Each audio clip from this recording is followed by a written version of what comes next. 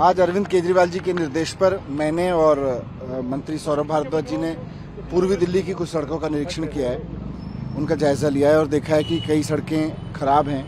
कहीं कुछ काम हो रहा था, कोई पाइपलाइन डलनी थी तो 7-8 महीने से वो खुदी पड़ी है। कहीं गड्ढे हो गए हैं तो वो भरे नहीं गए हैं, पुरानी हो गई है सड़क।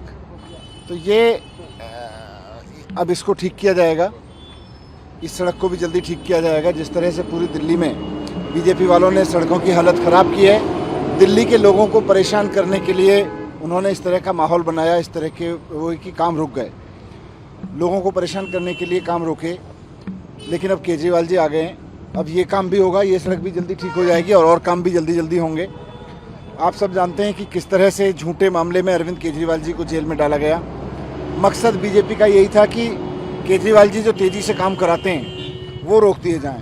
ये सड़क भी उसी की एक मिसाल है कि केजरीवाल जी को अंदर डाला और ये काम रोक दिए। आज इस इलाके के लोग परेशान हैं, लेकिन अब केजरीवाल जी आ गए। उन्होंने मुख्यमंत्री आतिशी जी को कहा है कि दिल्ली की सारी सड़कों को ठीक कराएं।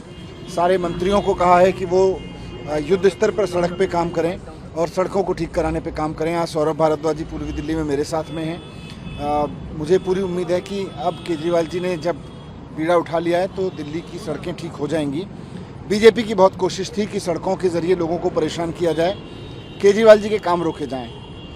इन्होंने बहुत कोशिश की है केजरीवाल जी को रोकने की। आपको याद होगा जब 2015 में सरकार बनी थी तो कभी ऑफिसर्स के ट्रांसफ़र पोस्टिंग को कब्जा कर लिया, कभी इन्होंने ऑर्डिनेंस ले आए।